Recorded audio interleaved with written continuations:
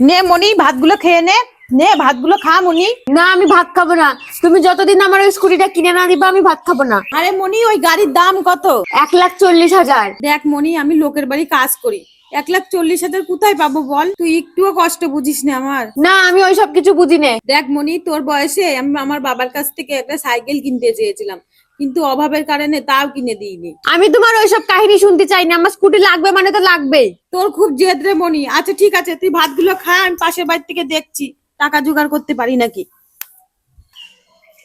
বলছি দাদা বাবু, কি হলো, কিছু বলবেন? আমার না 1,040 টাকার খুব দরকার। কি করবেন 1,040 টাকা? না মানে আমার মেয়ে না খুব জেদ করছে, স্কুটি নেবে। স্কুটি তো 1,40,000 টাকার উপরে দাম, 1,040 টাকায় কি হবে? ওটা আমার শ্মশানের কাজে লাগবে। শ্মশানের মানে? না মানে আসার সময় আমি আমার মেয়ের ভাতের মধ্যে বিষ মাখিয়ে দিয়েছি, এতক্ষণ মানে পটল কেটে দিয়েছে। পটল তুলে দিচ্ছে?